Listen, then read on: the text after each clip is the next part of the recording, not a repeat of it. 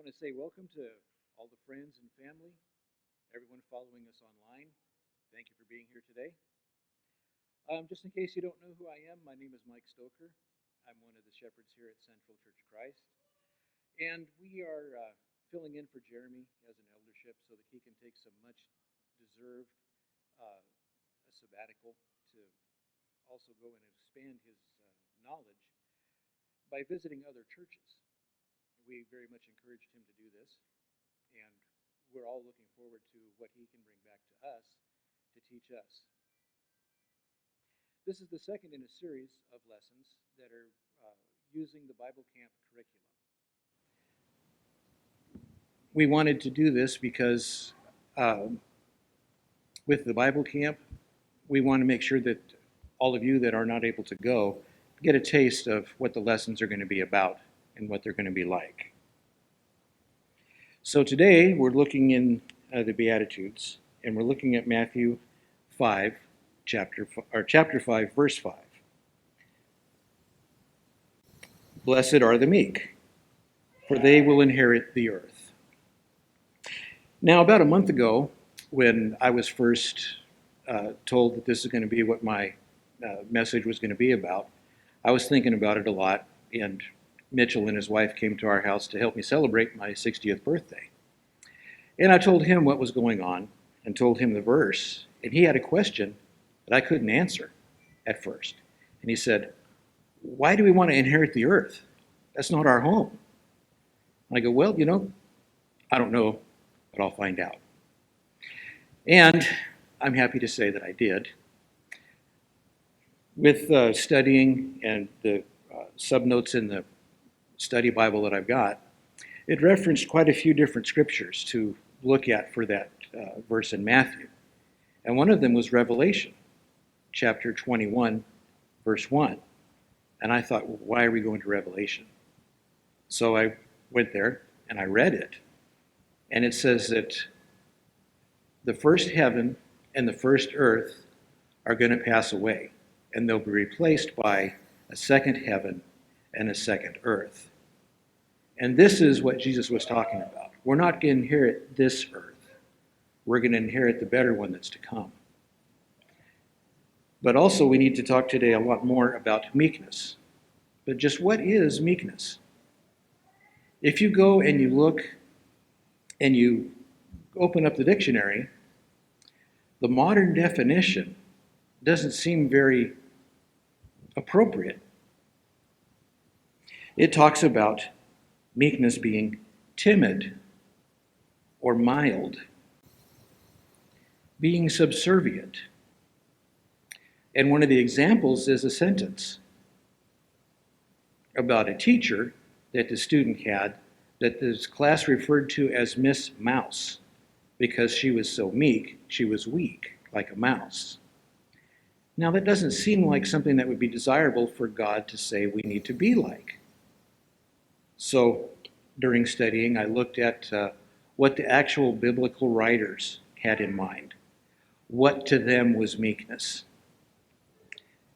Now, meekness is not an attitude, according to the Bible, that we have towards others. It's actually our attitude towards God. It is a dispensation before God. But just what exactly does that mean? So let's take a look at someone who led a meek life. Let's take a look at Daniel. And as the book of Daniel opens up, it's rather interesting how it starts. It talks about a king and that it was his third year of his reign, but they're having some trouble. In fact, they're having so much trouble that an enemy army has surrounded the capital, and they're going to lay siege to it. Now, if you're not a study on military tactics, you might not know what a siege really means. It means that that army is so large it has completely surrounded the city to the point where no one can get in and out. No supplies can get in. The only thing that you have is what is inside that city to survive on. Water, food, that's all you have. We had a small taste of that with what we had to do to combat the coronavirus, where we were all locked down. There were some people that did not leave their house no matter what. There were other people that had jobs where they had to leave. But if you're in a siege, you can't do that. There is no resupply.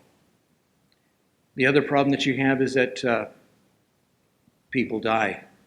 So what do you do with that? Normally they would take the deceased outside the city to be buried. Well, now you can't because the enemy army is right up against your wall. You can't get out to do that. So you got to figure out something else to do. You got to be careful of disease. There's been some sieges in more modern history where, for example, in World War II, the Germans surrounded a Russian city named Leningrad. They were surrounded for 900 days. Over half the city starved to death. Nothing could get in or out. Eventually that siege was broken. But still, it just goes and tells us what kind of hardships the people had at this time. Well, eventually, the siege ended. The enemy army captured the city. Now, sometimes when an enemy army captures a city like that, as we're talking about today in our study of 1 Samuel, sometimes that enemy army goes through and wipes everything out. Other times they go through and they just say, okay, you people are all of our slaves now. We're going to take you back home. That's basically the option that the Babylonians did this time, is after they had laid siege, they captured everybody and they took them back to Babylon. One other thing that's kind of unique about this is they would also look over the people and they would see who could they use. It was interesting because they would look at the leadership. They would look at the royal family, and not just the immediate royals, but the entire family. Also look at anybody that was noble in the city or in the country. And they'd say, who can we use? Who can we add to our government structure to make our government better? But it wasn't an immediate process. You had to go and you had to learn. You had to learn the language, learn the culture, learn the language. So, in Daniel chapter 1, verse 3, we see where the king had ordered one of his officials to bring in some of the Israelites from the royal family and the nobility, young men without any physical defect, handsome, showing aptitude for every kind of learning, well-informed, quick to understand, and qualified to serve in the king's palace. He was to teach them the language and the literature of the Babylonians. The king assigned them a daily amount of food and wine from the king's table. They were to be trained for 3 years, and after that, they were to enter the king's service. Now, one of the people that was selected for this training process was Daniel. Daniel was about 17 years old when this occurred. I mean, can you imagine being 17 and you are taken from where you lived, from your country? You're taken away from your family. He might have known the people that were going into training with him. He might not have. But we do know that there were at least 4 that he knew. And they were not real happy about what they had to eat and drink. So, in verse 8, Daniel had resolved that he is not going to defile himself with the royal food and wine, and he asked the chief official for permission to deny himself these things. Well, the chief official was not real happy because he knew that his job and his life was on the line. Because if the people that he was charged with didn't learn, didn't grow, did not do well, that it was not going to be well for him. So he was not happy to hear this. He said to Daniel that, I'm afraid of my lord the king, who has assigned you food and drink. Why should he see you looking worse than the other young men of your age? The king would have my head because of you. Well, Daniel decided, no, I'm not going to bow down. I'm not going to meekly submit to this in the first definition that we talked about. He was going to meekly follow God and realize that I can make a deal with this guy. I can tell him, look, let's do a test. Test me and my friends for 10 days. Give us nothing but vegetables and water for our daily meals. Just take away the rich food, take away the wine. We don't need it. Just give us the vegetables and the water. Then test us after 10 days. See how we're doing. See if we are doing better than the other young men that are with us. If we are doing better, then just let us keep doing what we're doing. No one else has to know. If we're not doing good, then we'll go ahead and follow the original plan. So the guard gave them nothing but vegetables to eat and water to drink. At the end of the 10 days, they looked healthier and better nourished than any of the other young men who ate the royal food. So the guard took away their choice food and their wine to drink, and he gave them vegetables instead. To these other 4 young men, God gave knowledge and understanding of all kinds of literature and knowledge, and Daniel could understand visions and dreams of all kinds. So we can see right here that his meekness, his attitude towards God, has paid off. Not only did he get strong on his diet, but the other men with him got strong, and he did not violate his understanding of God. One other thing to mention is this choice food that they're talking about, the food from the king's table. The meat from that table was usually sacrificed to idols before it was served, which God said, no, you cannot do that. You cannot eat a food that's been sacrificed to an idol, because you're putting that idol before me.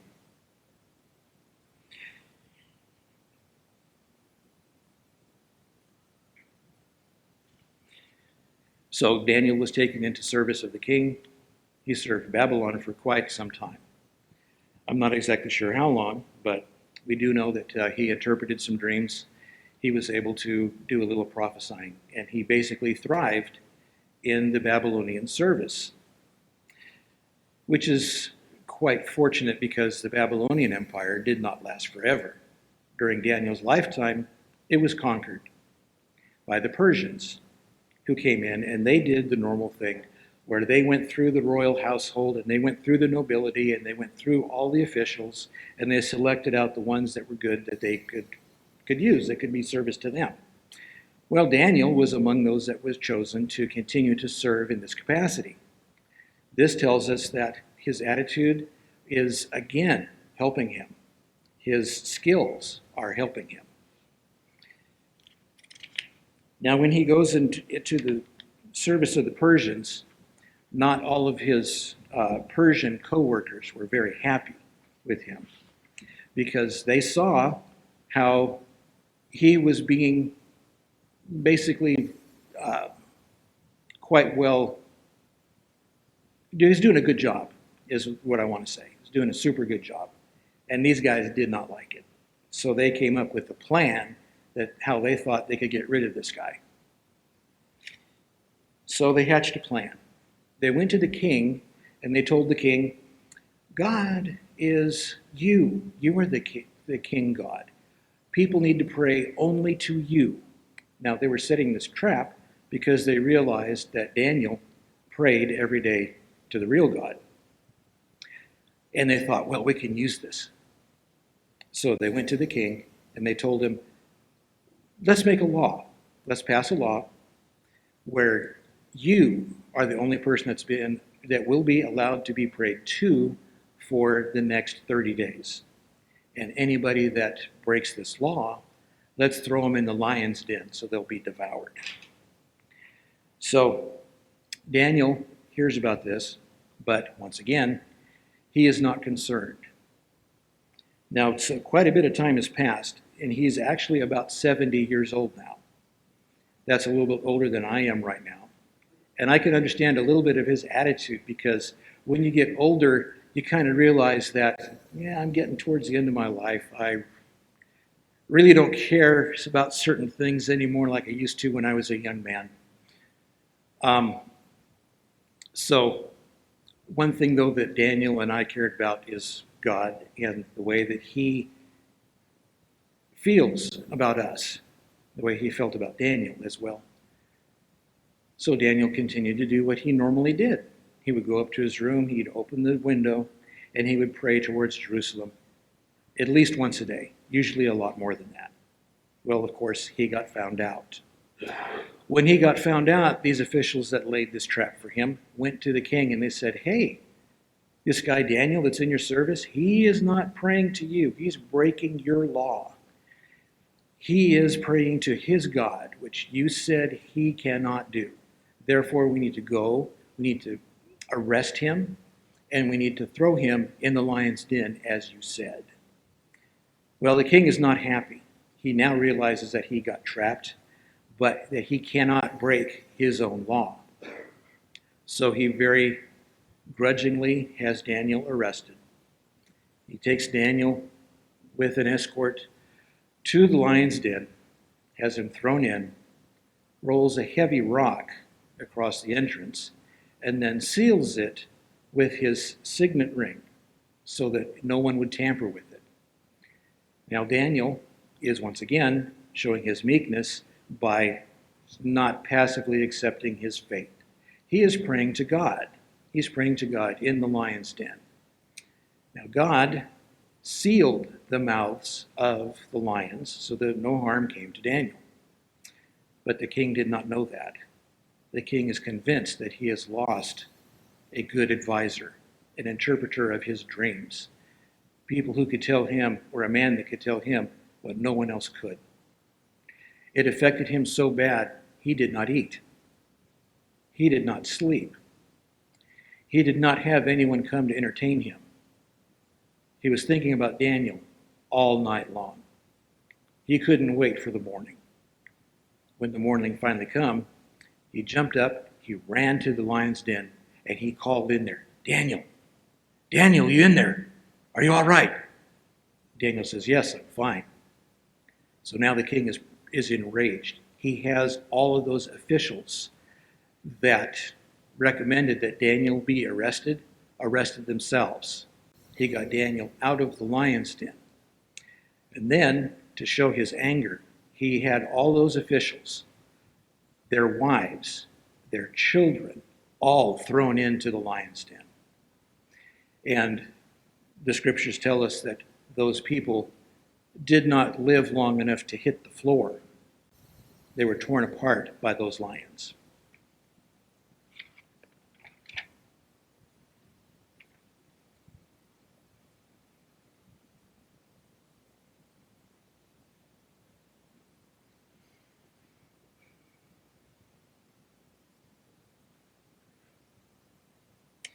So, what are we to conclude from this story? What is the main takeaway?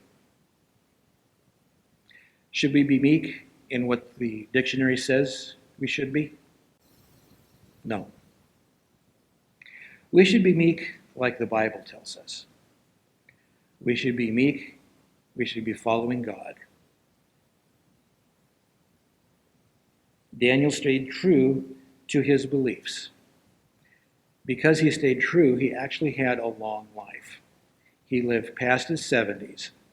He actually lived long enough where he was allowed to witness the return of Israel to the promised land. He was able to see Israelites go back, start to rebuild Jerusalem. He did not compromise. We should not compromise. We have seen a lot of ugliness in our country lately. We should not compromise. We should not let our principles go down the way of what we've seen. When Daniel was captured, he had every right to be upset, be mad. What we actually know, though, is that he did not start a protest movement. He did not throw a temper tantrum. He did not try to start a resistance movement.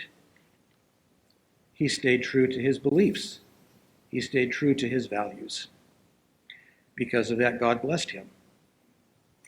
And it's interesting because there's another Bible character that had a very similar life to his. That's Joseph.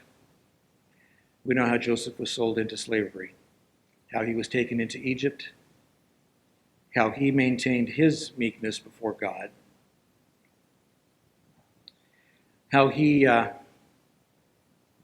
was falsely accused, thrown in prison, didn't know what was going to happen to him. There were some other people in there with him. They were thrown in for different reasons. They kind of got to know him. They told him, hey, I had a dream. Joseph said, well, this is what that dream means. Another one had a dream. He said, this is what this means. Very much like Daniel.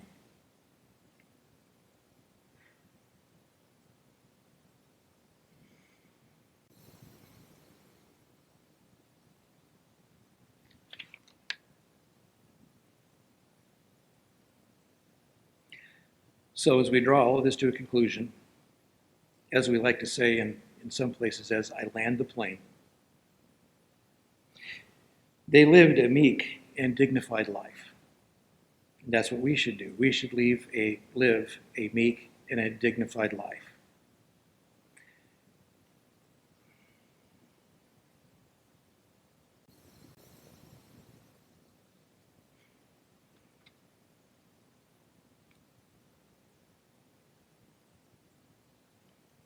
Let's close in a prayer. Dear Lord and Father in heaven, we thank you so much for this time that we've had to come together. We thank you so much, too, for the examples that we have of how to be meek before you. We thank you that we know the story of Daniel. We thank you that we know the story of Joseph. We thank you, too, Father, for all that you give to us. We thank you, Father, too, that the pandemic that we've been suffering through seems to be coming to an end. We know, Father, that this could not be done without your help. We definitely thank you for that. And we especially thank you for your Son, Jesus, who came here, taught us everything that we need to do to be good children of yours. And especially, Father, since we can't do anything about it, we can't wipe our own sins away, we cannot wipe each other's sins away, that he came here and wiped them all away for us. And it's in his blessed name that we pray. Amen.